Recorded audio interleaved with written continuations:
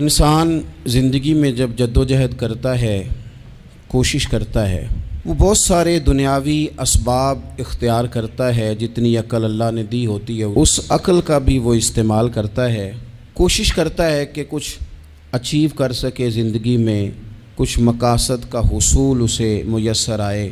عزیز بھائیوں، ایک بات اپنے ذہن میں اچھی طرح بٹھا لیں اور لکھ لیں کہ زندگی میں جو کسی بندے کو کامیابی حاصل ہوتی ہے وہ رب تعالیٰ کی مدد سے حاصل ہوتی ہے۔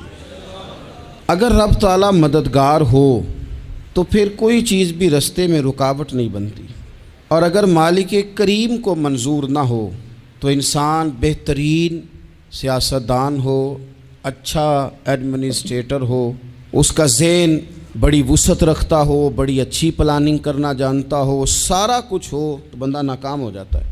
مسلمانوں کو جتنی کامیابیاں ملیں ان کا پس منظر صرف اتنا تھا کہ اللہ تبارک و تعالیٰ نے اپنے بندوں کی مدد فرمائی، اور اب تعالیٰ نے قرآن مجید میں اس حقیقت کا بیان کیا، فرمایا بل اللہ مولاکم، فرمایا بلکہ اللہ تمہارا مولا ہے، وَهُوَ خَيْرُ النَّاصِرِينَ، اور وہ بہترین مددگار ہے۔ وہ جو رب تمہارا مولا ہے وہ بہترین مددگار ہے، اور اگر وہ مدد کرے تمہاری، سورہ آل عمران میں آگے جا کے ارشاد فرمایا اگر اللہ مدد کرے تو پھر تم پر کوئی غالب نہیں آ سکتا، اور اگر وہ تمہاری مدد چھوڑ دے تو پھر کوئی تمہاری مدد کر سکتا، کوئی مدد نہیں کر سکتا۔ بدر کی جنگ بھی اور فتح مکہ بھی رمضان المبارک میں ہوا ہے۔ میں دونوں پر غور کر رہا تھا تو ایک نیا مضمون میرے ذہن میں آنے لگا۔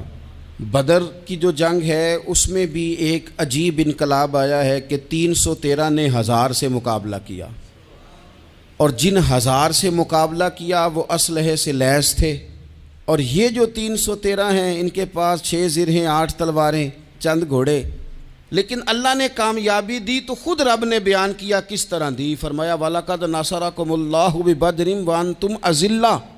وہ کامیابی اس طرح ملی ہے کہ رب نے تمہاری مدد کی تھی، تم تو کمزور تھے، اللہ نے بدر میں تمہاری مدد کی، تم جیت گئے۔ وَلَقَدْ نَصَرَكُمُ اللَّهُ بِبَدْرٍ وَأَنْتُمْ أَذِلَّةٌ، اللہ نے بدر میں تمہاری مدد کی، تم تو کمزور تھے۔ پھر فتح مکہ نصیب ہوئی تو اس میں بھی بہترین منصوبہ بندی نبی پاک علیہ السلام نے فرمائی، بہترین حکمت عملی حضور نے اپنائی، لیکن ہمیں جو اللہ رسول نے بات سمجھائی وہ کیا ہے؟ اذا جاء نصر اللہ والفتح، فرمایا جب اللہ کی مدد آئی اور فتح نصیب ہو گئی۔ یہ اللہ نے مدد فرمائی تمہاری، یہاں بھی فتح مکہ بھی اللہ کی مدد سے، جنگ بدر بھی اللہ کی مدد سے۔ وہ جو مدد ہے اللہ تعالیٰ کی، جب وہ ہم یہ کرتے ہیں کہ ہم اپنی ساری زندگی سیاست کی نظر کر دیں، ہماری سیاست صرف ملک میں نہیں ہوتی، ہماری سیاست خاندان میں بھی ہوتی ہے، ہم گھر کے اندر بھی سیاست کرتے ہیں، ہم کسی خاص طریقے سے لوگوں کو اپنے پیچھے چلانا چاہتے ہیں، ہم ایک خاص اسلوب اختیار کرتے ہیں کہ لوگ ہمارے پیچھے چلیں۔ اس کا نقصان ہمیں یہ ہوتا ہے کہ سیاست جو ہوتی ہے یہ شطرنج کے ہیر پھیر کی طرح ہوتی ہے، تو اس کے راز بڑی جلدی کھلنے لگ جاتے ہیں، پتہ چل جاتا ہے کہ بندہ مخلص نہیں تھا، سیاست کر رہا تھا، طریقے سلیقے سے اس نے جوڑ کے رکھا ہوا تھا۔ ہم ہر جگہ سیاست کے بل بوتے پر چیزوں کو لے کے چلنا چاہتے ہیں، سیاستیں ناکام ہو جاتی ہیں، سیانے لوگ فیل ہو جاتے ہیں، بچتا صرف وہی ہے جس کے پیچھے رب تعالیٰ کی مدد شامل حال ہوتی ہے۔ اپنی زندگی کے اندر ہم جو کچھ بھی کر رہے ہیں، جس شعبے سے بھی ہمارا تعلق ہے، آج ہم نے اس بات پہ غور کرنا ہے کہ پہلے تو یہ غور کر لیں کہ جو کام ہم کر رہے ہیں کیا وہ کام ایسا ہے کہ اس میں اللہ کی مدد ہمیں ملے گی؟ اگر آپ کوئی معاذ اللہ ناجائز کام کر رہے ہیں، فعل حرام کا ارتکاب کر رہے ہیں، تو اس میں تو مدد الہی آئے گی نہیں۔ پہلے تو یہ دیکھیں جو کر رہے ہیں وہ کام مدد الہی والا ہے، اور اگر اللہ تعالیٰ کی مدد والا وہ کام ہے پھر اس پر غور کریں کہ کیا ہم نے مالک سے مدد کا سوال کیا ہے، ہمیں مدد میسر آ رہی ہے۔ وہ میں نے بزرگوں سے ایک بات سنی تھی، وہ بڑی یاد رہ گئی۔ وہ فرمایا کرتے تھے قابلیت بھی بڑی چیز ہے لیکن قبولیت سب سے بڑی چیز ہے۔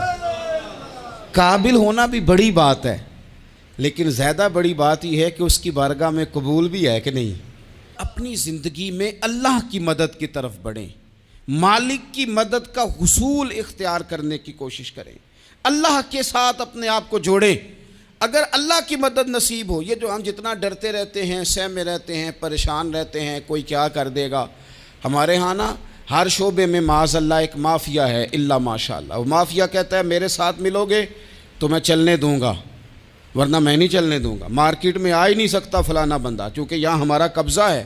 اور میرے بھائی پھر بہت سارے لوگ جن کی نیتیں اور ارادے بڑے اچھے ہوتے ہیں شروع میں، وہ بھی اس مافیا کا شکار ہو جاتے ہیں اور ان کے رنگ میں رنگ جاتے ہیں۔ یاد رکھنا، کسی شخص کی بلیک میلنگ کا کبھی شکار نہ ہونا، کبھی کسی کی میٹھی اور مسجع مکفہ باتوں کا شکار نہ ہونا۔ کوئی کیا کر سکتا ہے اگر اللہ مددگار ہو تو؟ جس کو رب کریم اٹھانا چاہے اسے کوئی گرا سکتا ہے؟ ہم یہ ڈرے ڈرے سہمے پریشان فیصلہ کرنے کی طاقت نہیں، مجھے چلنا چاہیے کہ نہیں، اٹھنا چاہیے کہ نہیں، کرنا چاہیے، اٹھ باندھ کمر کیوں ڈرتا ہے؟ پھر دیکھ خدا کیا کرتا ہے۔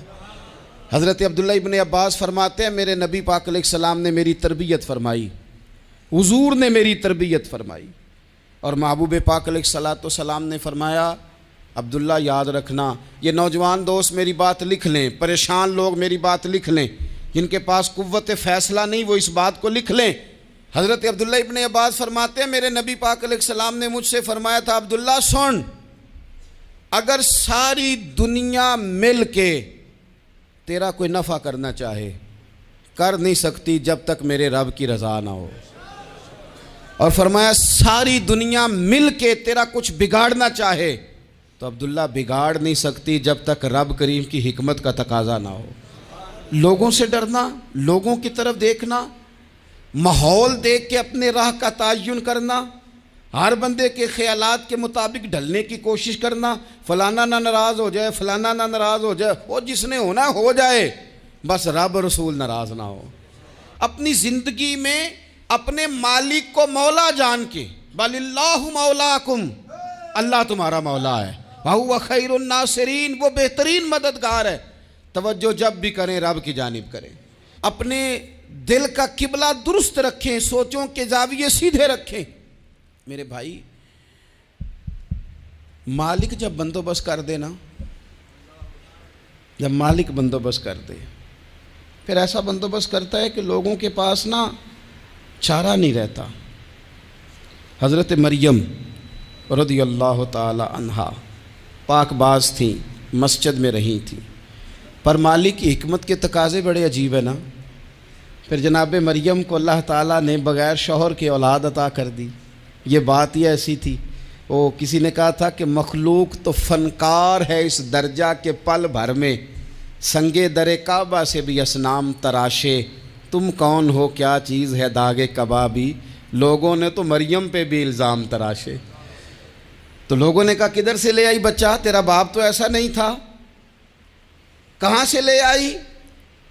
اللہ کرے میں آپ کو سمجھا سکوں، ذرا اپنے آپ کو وہاں کھڑا کریں کہ ایک پاک باز عورت، پاک باپ کی بیٹی، طیب ماں کی بیٹی، اور اللہ کے گھر میں پرورش پانے والی خاتون، ایک وہ وقت اور ایک یہ وقت کہ اس عورت کو کٹہرے میں کھڑا کر کے پوچھا جا رہا ہے کہ معاذ اللہ تیری گود میں بچہ جائز نہیں ہے، کہاں سے لائی ہے؟ اب خود سے صفائیاں بندہ کتنی کو دے، کتنی کو وضاحتیں کرے۔ اور میں نے تو اپنی زندگی میں دیکھا ہے زیادہ وضاحت دینے والے کو بھی لوگ جھوٹا سمجھنے لگ جاتے ہیں، زیادہ وضاحت دینے پر بھی لوگ کمزوری کا اظہار سمجھتے ہیں کہ کمزور پڑ گیا۔ آپ صلح کی کوشش کرتے ہیں، سامنے والا بزدل سمجھ لیتا ہے، زیادہ وضاحتیں بھی کمزور کر دیتی ہیں۔ اب حضرت مریم کو کٹہرے میں کھڑا کر کے کہا بچہ کس کا ہے؟ تو پھر خدا بندوبست جب کرے، اللہ جب مددگار ہو، تو پھر حضرت مریم کی گواہی درختوں سے نہیں دلوائی، اس نے پتوں سے نہیں دلوائی، پھر فرشتے نہیں بھیجے۔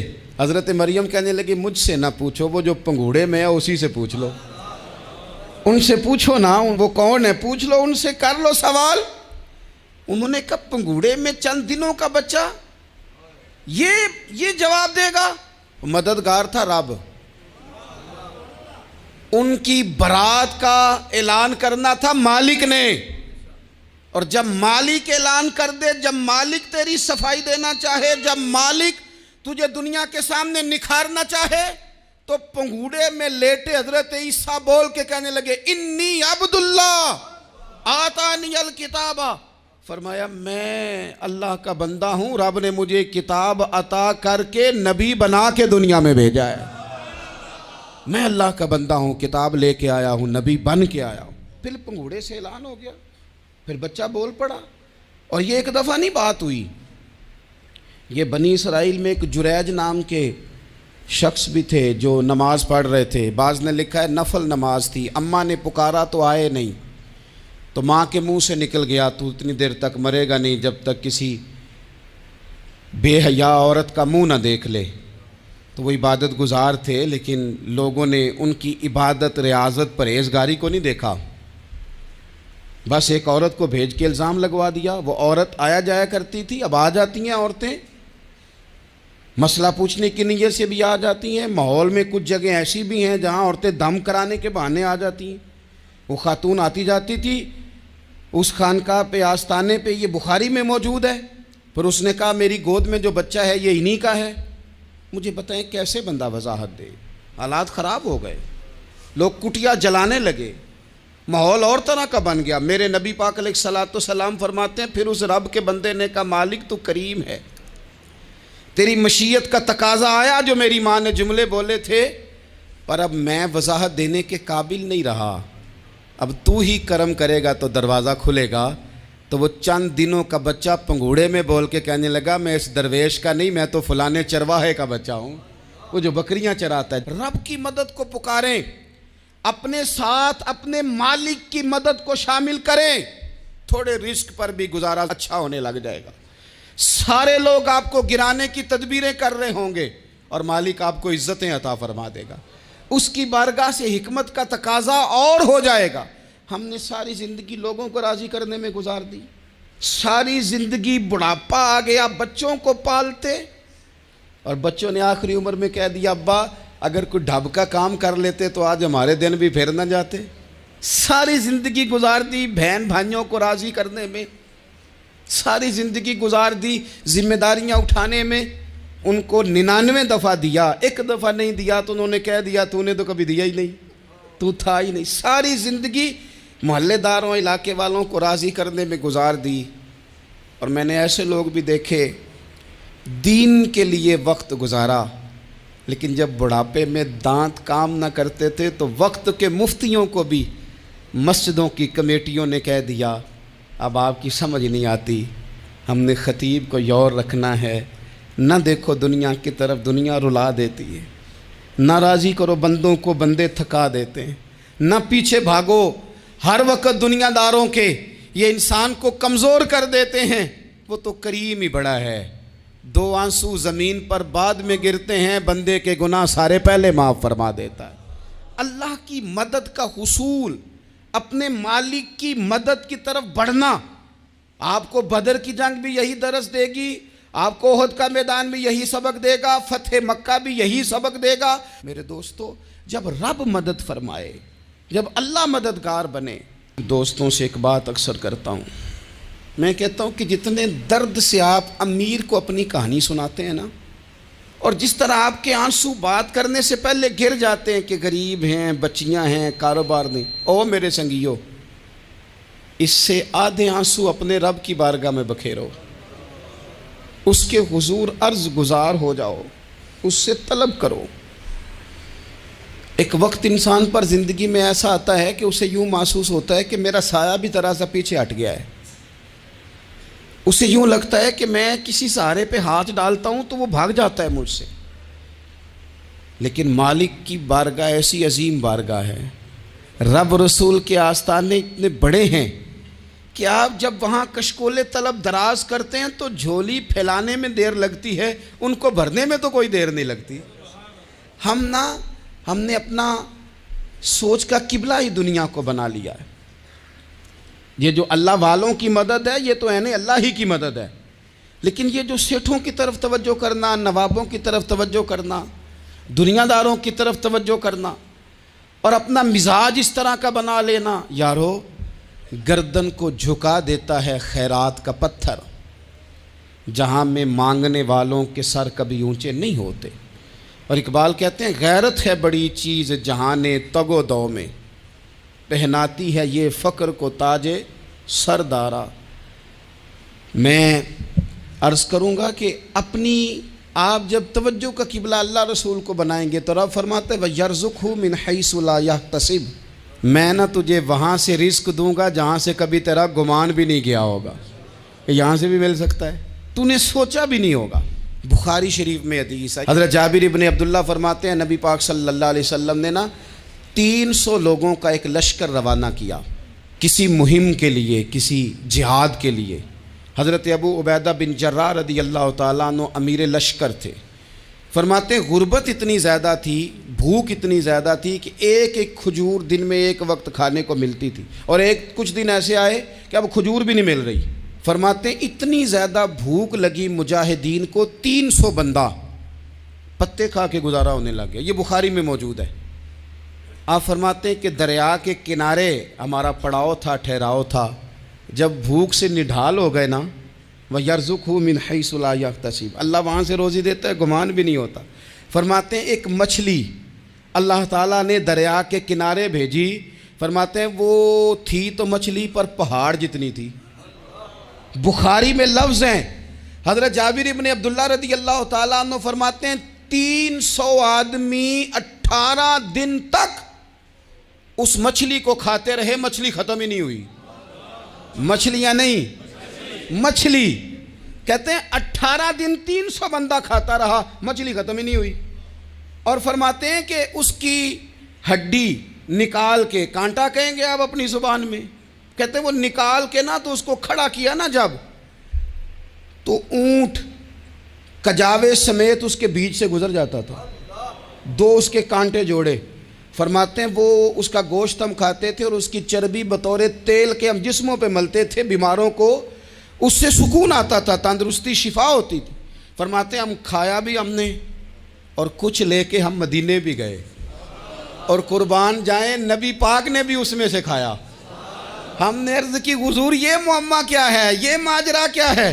تو محبوب نے فرمایا تمہارے پاس غذا نہیں تھی، رب نے تمہارے لیے بندوبست کیا ہے، اللہ نے تمہیں دیا ہے۔ مکان شروع کر لیا، ایک صاحب نے وہ مکان بنانے لگے، آپ وہ حساب لگا رہے ہیں، کہتے ہیں میرے پاس اتنے پیسے ہیں، اتنے میں نے فلانے دوست سے کہنا ہے اس نے دے دینے، اتنے فلانے رشتہ دار سے کہنا ہے اس نے دے دینے، اتنے فلانے سے کہنا ہے اس نے دے دینے۔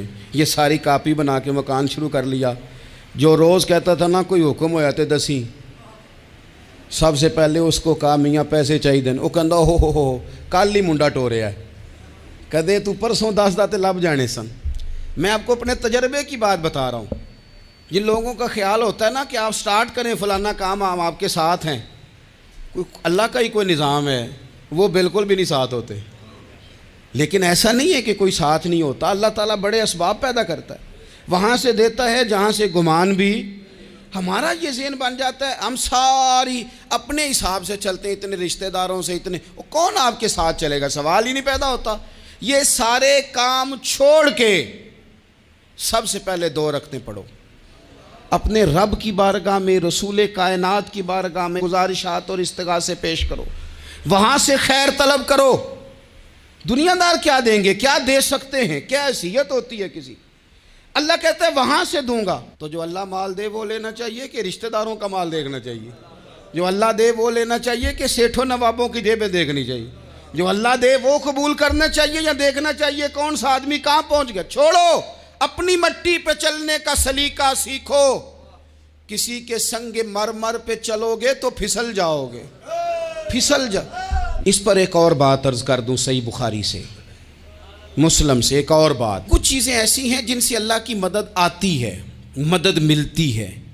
ایک چیز ان میں سے ایسی ہے جس سے بہت مدد نازل ہوتی ہے، وہ ہے کہ جب رب آپ کو دے نا تو پھر آپ بھی اس کے رستے میں دیں، پھر مدد آتی ہے، پھر اور آتا ہے۔ بخاری مسلم میں حدیث ہے، یہ زیادہ ہی توجہ طلب امر ہے، اس پر آپ غور کریں گے۔ حضرت ابو ہریرہ فرماتے ہیں کہ نبی پاک علیہ السلام نے فرمایا ایک شخص نے بادلوں کے اندر سے آواز سنی کہ فلاں آدمی کا کھیت اور باغ خشک ہو گیا ہے، وہاں برسو اور اس کے کھیت کو سیراب کرو۔ وہ بڑا حیران ہوا کہ بادل سے آواز آ رہی۔ پھر اس نے دیکھا کہ ایک پہاڑی پر بارش ہوئی، وہ بادل وہاں برسا، پھر نالیوں سے ہوتا ہوا پانی ایک طرف چلا تو جس نے آواز سنی تھی حضور بیان کر رہے ہیں، وہ بھی پیچھے پیچھے چلا کہ پانی کدھر جا رہا ہے۔ اس نے جا کے دیکھا کہ ایک مقام پہ ایک باغ کو وہ پانی لگ رہا ہے اور ایک آدمی وہ پانی لگا رہا ہے۔ اس نے اس سے پوچھا تیرا نام کیا ہے؟ اس نے کہا کیوں؟ کہنے لگا بتا نا۔ اس نے نام بتایا تو کہنے لگا یہی تو وہ نام ہے جو میں نے بادلوں کے اندر سے سنا ہے کہ فلاں کے کھیت کو پانی دے دو۔ اس نے کہا یار تو کیا عمل کرتا ہے کہ اسپیشل تیرے لیے بارش برسے؟ یہ بخاری پڑھ رہا ہوں، سیاستہ سے حدیث عرض کر رہا ہوں۔ اس سے پوچھا تو کیا کام کرتا ہے کہ جناب اللہ تبارک و تعالیٰ کا حکم کرم آیا کہ خاص تیرے لیے پانی برسے اور تیرے کھیت کو سیراب کرے؟ تو اس نے کہا چھوٹا ذمہ دار ہوں، پر جب فصل اگتی ہے تو 3 حصے کرتا ہوں، ایک حصہ اپنے بال بچوں پہ بہن بھائیوں پہ خرچ کرتا ہوں، ایک حصہ پورا، اور ایک حصہ دوبارہ کاشتکاری پہ لگاتا ہوں، اور تیسرا حصہ خالص میں نے مسکینوں، یتیموں اور غریبوں کے لیے رکھا ہوا ہے۔ وہ جو تیسرا حصہ اللہ کرے آپ سمجھیں، وہ رب کے بندوں پہ تیسرا حصہ خرچ کرتا ہے نا، تو کریم مالک نے فرمایا جہاں سے غریب کا حصہ جاتا ہے وہ کھیت خشک نہیں رہنا چاہیے، وہ جہاں سے مسکین روٹی کھاتے ہیں وہ خشک نہ رہے، جہاں سے یتیموں کو کچھ آتا ہے کہیں اس کی فصل رہ نہ جائے۔ میں اور آپ بھی اگر اپنے مال میں مسکینوں، یتیموں، غریبوں کے حصے رکھ لیں گے تو فصلیں خشک نہیں رہیں گی، ان کے اندر تازگی آئے گی، نور آئے گا، کرم آئے گا، خاص کر خدا کی رحمت برسے گی۔ مدد اللہ سے چاہیں، اپنی توجہات کا مرکز رب رسول کی ذات کو بنائیں، پھر آپ محسوس کریں گے کہ بڑی جلدی اللہ تعالیٰ کی مدد آنے لگی ہے۔ کبھی آپ صرف کہہ دیں نا میرا رب میرے ساتھ ہے، اس لفظ میں اتنی طاقت ہے کہ دشمن ویسے زہر ہو جاتا ہے۔ زندگی میں کسی سے بھی لڑائی ہو اچھی طرح سوچ لیں کہ اللہ اس طرف ہے یا اس طرف ہے۔ اگر آپ زیادتی پہ ہیں تو پھر رب مظلوم کی جانب ہے۔ اگر اللہ کی مدد آپ کے ساتھ ہے تو دنیا کی کوئی طاقت آپ کو گرا نہیں سکتی، اور اگر آپ مظلوم کے مقابلے میں ظالم بن کے آپ کھڑے ہو گئے ہیں اور آپ نے رویہ وہ اختیار کیا ہے کہ جس میں مدد نہیں آئے گی، تو پھر یاد رکھ لیں کہ آپ کوئی بھی ہیں، کہاں بھی ہیں، آپ کمزور ہیں۔ طاقتور تھے ابتدائے اسلام میں، ظاہری طاقت تھی کفار مکہ کے پاس، وہ ڈنڈوں سے مارتے تھے غریبوں کو، ان کے ہاتھوں میں ڈنڈے تھے، پر خدائی طاقت ان مظلوموں کے ساتھ تھی۔ صاحب زرقانی نے لکھا ہے حضرت زنیرہ رضی اللہ تعالیٰ عنہ ایک لونڈی ہیں، غریب ہیں، ماڑے دا کی کام محمد ناس جانا یا رونا، غریب سادی بی بی اور لونڈی کنیزہ، ایک مشرک کی کنیزہ تھی، انہوں نے کلمہ پڑھ لیا، وہ ڈنڈوں سے مارتا، دروں سے مارتا، تکلیف دیتا۔ حضرت زنیرہ رضی اللہ تعالیٰ عنہ کو اتنا مارا، اتنا مارا۔ اب آپ ایک اور پہلو پر بھی غور کریں، مار بھی پڑ رہی ہے پر خدا ادھر ہی ہے، اللہ کی مدد ادھر ہی ہے۔ رب کہتا ہے کہ پہلے تو صبر کرنا، ان اللہ مع الصابرین، تو صبر کرے گا تو پھر رب کی معیت ملے گی، ذرا ٹھہرنا، تو تھوڑا ڈٹنا۔ ان الذین قالوا ربنا اللہ ثم استقاموا تتنزل علیہم الملائکہ، تو کہے اللہ میرا رب ہے، پھر تو پہلے ڈٹ، پہلے تو نے ڈٹنا ہے۔ ثم استقاموا، جو ڈٹ گیا، تتنزل علیہم الملائکہ، ڈٹنے والے کے لیے مدد آتی، پہلے تھوڑا ٹھہرنا پڑتا ہے، پہلے تھوڑا صبر کرنا پڑتا ہے، حوصلہ کرنا پڑتا، اس کے بعد مدد آتی۔ مار پڑ رہی ہے، مارا جا رہا ہے حضرت زنیرہ کو، ان کا مالک جو ہے ظاہری آقا وہ مار رہا ہے، یہ کنیزہ ہے، اتنا مارا، اتنا مارا، ان کی بینائی چلی گئی، نظر آنا بند ہو گیا۔ ابو جہل آیا اور کہنے لگا زنیرہ دیکھا نا ہمارے بت تیری آنکھیں لے گئے، معاذ اللہ، لات و منات ہمارے بتوں نے تجھے اندھا کر دیا۔ اب ایسا نہیں ہے کہ بی بی روتی جا رہی ہے، روتی جا رہی ہے، مایوسی مایوسی، معاذ اللہ، پریشانی، غریبی بڑی ہے، پوچھنے والا کوئی نہیں، یہ باتیں نہیں۔ کیا جملے ہیں خاتون کے، کیا لفظ ہیں۔ ابو جہل نے تنزیہ کہا، معاذ اللہ، کہنے لگا دیکھا نا ہمارے بتوں نے تجھے اندھا کر دیا۔ تو جناب زنیرہ آنکھوں کی بینائی گئی ہے، رات کو گئی ہے، دکھ ابھی تازہ ہے، لیکن اللہ پہ جو توکل ہے، اپنے مالک سے جو رشتہ ہے، وہ اتنا مضبوط ہے، اتنا طاقتور ہے، اس میں اتنی گہرائی ہے کہ حضرت زنیرہ بول کے نا اتنی قوت سے بولی، اتنی طاقت سے بولی کہ پورے کفر پر لرزہ طاری ہو گیا۔ فرمانے لگی تمہارے بتوں کی کیا اوقات ہے کہ وہ میری بینائی لے جائیں؟ یہ میری رب کی حکمت کا تقاضا ہے۔ جب تک اس نے چاہا زنیرہ دیکھتی رہی، اور جب اس نے چاہا زنیرہ کی آنکھوں کی بینائی چلی گئی، اور اگر وہ چاہے گا نا تو بینائی واپس بھی کر دے گا۔ اگر ہو ذوق یقین پیدا تو کٹ جاتی ہیں زنجیریں، اگر وہ چاہے گا تو بینائی آ بھی جائے گی۔ حضرت زنیرہ نے رات کو یہ لفظ کہے، ابو جہل اور سارے کفار ڈر کے سن کے چلے گئے، آپ اطمینان سے آ کے بستر پہ سوئی۔ جب سویرے اٹھی تو اللہ نے آنکھوں کی روشنی واپس کر دی تھی، آنکھوں کی۔ اب چھڑی پکڑی ہے، بازاروں میں گھومتی ہے، کہتی ہیں بلاؤ کدھر ہے تمہارے نعت و منات، دیکھو میرے رب نے روشنی واپس کر دی۔ آ کر میرے ساتھ ادھر آ، ستمگر ہنر آزمائیں، تو تیر آزما ہم جگر آزمائیں۔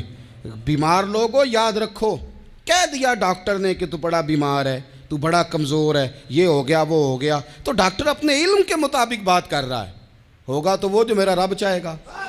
کمزور ہو جانا، پریشان ہو جانا، تکلیف میں آ جانا، پتہ نہیں بات ہو گئی ہے تو جانے کیا ہو جائے گا۔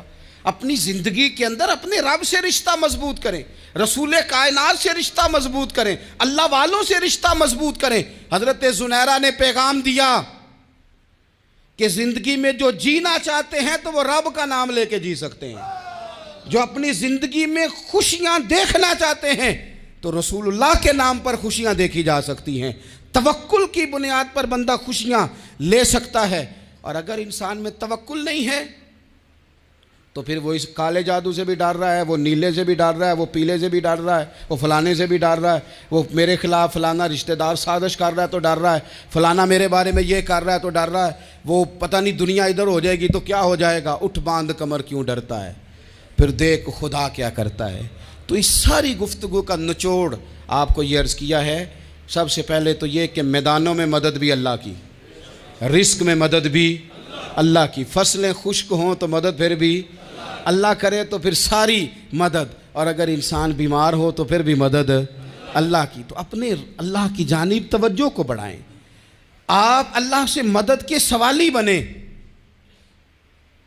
ترمذی کی ایک حدیث ہے، میں آپ کو زندگی کا تجربہ بتاتا ہوں کہ جب میں بڑا پریشان ہوتا ہوں تو یہ والی روایت کھول لیتا ہوں، مزہ دیتی ہے۔ میرے نبی پاک علیہ السلام نے فرمایا اپنے دکھ سیٹھوں نوابوں کو نہ کہنا، مالداروں کا نہ کہنا، ورنہ اللہ تمہیں کبھی غنی نہیں کرے گا۔ فرمایا اپنے دکھ اپنے رب کی بارگاہ میں عرض کرنا، جلدی کرے یا دیر سے کرے اللہ تمہیں لوگوں سے بے نیاز کر دے گا، اللہ تمہیں غنی کر دے گا۔ رات کو بیٹھو نا اس کی بارگاہ میں، اسے دکھڑے سناؤ، چھوٹی چھوٹی باتیں۔ حضور نے فرمایا نمک بھی مانگو تو رب سے مانگو، چھوٹی چھوٹی بات سے شروع کرو نا۔ جب بندہ شروع کرتا ہے نا چھوٹی چھوٹی چیزیں تو بڑی ساری چیزیں یہ اس طرح ہوتا ہے جیسے بندہ رب سے گفتگو کر رہا ہے، مالک مجھے یہ چاہیے، مالک میں یہاں کمزور ہوں، اللہ میں یہاں پریشان ہوں۔ آپ یہ کر کے تو دیکھیں، لمبی لمبی دعائیں مانگ کے تو دیکھیں، اس کے حضور جوڑ کے تو دیکھیں، آپ دیکھیں گے راحت کتنی ہے، سکون کتنا ہے۔